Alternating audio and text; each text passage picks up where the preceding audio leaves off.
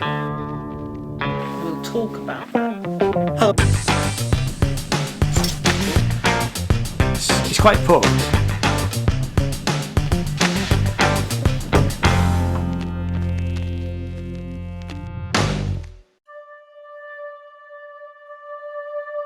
Hello, welcome. My name is Ian. This channel is all about music and art, and this is part 3 of a quadrilogy about this book, In Another World, The 4 Seasons of Talk by Graham Thompson.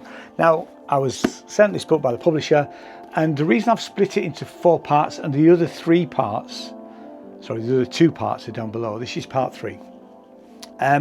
Is because it's down as 4 seasons, so we've had spring, summer, and now I am talking about autumn, and obviously that's the last 4 albums of Talk, including the final solo album, which contractually I think was a Talk album, but this is where the wheels fall off to some extent. So this is Laughingstock. So I think that Laughingstock is probably the hardest album to listen to, although Graham, I get the impression that it's probably one of his favourite. Mainly because I'm not a massive fan of the sort of distorted post-rock guitar parts of it. I do find it a challenging listen. I don't listen to it as often as I used to do. I'll never get rid of it, and it's an important piece of work. But for me, it's not the best Talk album. For me, the best is best of the early albums. What we'll say the Talk albums. We'll get onto the Mark Hollis solo album in the next video. But I think The Colour of Spring, for me personally, is the better album. And when we're talking about this particular section, Graham goes into an awful lot of detail about how the album was made, and some of that material, because obviously none of the actual, Mark Hollis is sadly no longer with us. Mark's wife isn't talking, neither of the rest of the bands or Tim Freescreen. Nobody's saying anything, but so it's everybody else who was involved in the projects to some extent, who were being interviewed and past interviews with the book. But the interesting thing is that there is still an awful lot of detail in here about how those albums are made and how Laughingstock is made. Now, clearly, Paul Webb, the bass player, had left Talk before Laughingstock started. And I'm not giving anything away, but Lee, the drummer, clearly seemed to have a bit of a mini breakdown at the end of the process, and he was gone from doing anything else. As seems to be with most of the other people that contributed to Talk. Tim Freescreen didn't want to get involved anymore. So clearly there was a lot of difficulty in making this album, as with Spirit of Eden. And that's quite fascinating in here. The other thing that is particularly fascinating is there is an interview with James Marsh, who did the artwork for them. And I'm going to read a passage of that in a minute. A couple of things that I said in the last video about remixes, because in the summer section there was quite a long part about the remix album of 1991, which was a court case. Don't want to go over all ground, but court case, and they had to be destroyed. Now, I wondered whether this album, which is a much later version, this was 2001, whether this was the same album. I can categorically say, because I have since been able to buy another version, so there are still some of these out here. It was £5, and actually when I looked at it and when I've listened to it, they are very different albums. I have owned this in the past, so this album I don't have it any. Well, I've rebought it, but in the past I did own it, but it was lost, or whether I sold it, not sure. But it's certainly not in my. It wasn't until now back in my collection. They are very different. I will be honest. I prefer the album that was from 1991. Now, the interesting thing about who produced these albums, So let's talk about this one first, the 1991. We've got Happiness is Easier dub, which is mixed by Paul Webb and Lee Harris. This is obviously after they've been involved with Talk. So I think this came out after Laughingstock, really. It's produced by Tim Freeze-Green, except for one track, which is Today, remixed by Gary Miller.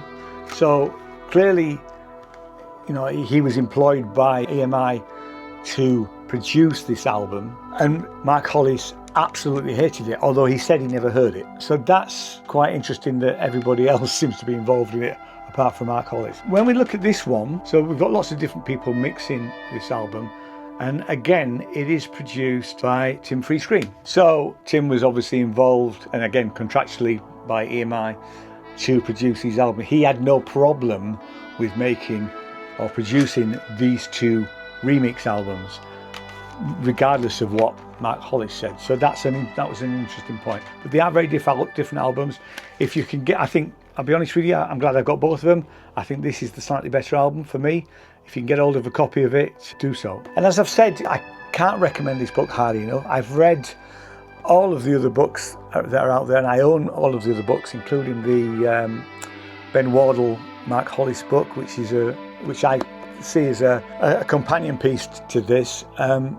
The interview with James Marsh at the end of the autumn section, and it's a new interview because in Mark Hollis, The Art of Fading Away, there is a much longer interview with James Marsh about all of the albums that he worked with, but so he's not necessarily always he's not covering the same ground. So that's worth a look if you're interested in how the artwork was produced. I'm just going to read you this small section, and it's just towards the end of autumn, literally on the last page. And it's a really interesting question that Graham asks James Marsh, and it said, first of all, he asked if he was invited to work on Mark Hollis' solo album. He wasn't, and his thoughts were that he was, he wanted to do something different, which is a perfectly valid reason, really. So he then asks, "It sounds like you didn't particularly get to know him on a personal level." And James answers with, "I don't think anybody did. Maybe his wife, even his manager, they fell out big time. It seems that most people fell out with him along the way. I think a lot of people were walking on eggshells around him. People in the band seem to be like that. I never had any problem with Mark, actually, apart from in the latter days. For my own book project, I'm assuming it's maybe that one, I asked him to say something about the work, but he didn't want to do anything like that. In the end, he would only communicate through solicitors. I couldn't speak to him directly about it. I sent him a missive via the solicitors and got something similar back, just saying, sorry, wish you well with the book, but I'm not having anything to do with it. You have to accept these things. Who knows what was going through someone's mind? He will have had his reasons. I don't resent it. It's just a bit disappointing." But I think that really gives us insight. In the book, in other sections, people have said very nice things about Mark Hollis, but my interpretation of reading this is that Mark Hollis was a difficult person to sometimes get along with, not always, because he was a person that collaborated. He clearly collaborated with Tim Freeze-Green for 10 years. But there were, the idea of having to walk around eggshells, and certainly how we don't quite know why Paul Webb left or how he left. That's not covered, and Paul's not saying anything about that. Clearly, in here and in the Ben Wardle book, Lee Harris was treated very, very badly throughout Laughingstock. I suspect described as a despicable form of bullying. Now, nobody should have to put up with that, and clearly he didn't want to do any more after that, and he was treated very badly by Tim Freeze-Green and by Mark Hollis, and that's unacceptable in a working relationship, in any working relationship. So as I've said before, can't recommend it highly enough. I'm just started reading through Winter, and I'm looking forward to that. So I'm getting towards the end of the book, I am particularly interested in how the Mark Hollis record was made. I mean, for a long time I was fascinated by that cover, which I'm not going to talk about here, but I'll talk about in the next video. So hopefully that'll be sometime next week, because I am whizzing through it. So like I say, all of the other videos are down below. There's also other things about Talk on the channel. One of the things I will do in the next video is I will cover opinions about some of the so-called legacy acts that are, have picked up the mantle of Talk, and whether I think they're correct or not. Anyway, that's for next time. Thanks so much for watching, and I'll see you in the next video. Cheers now. Bye bye.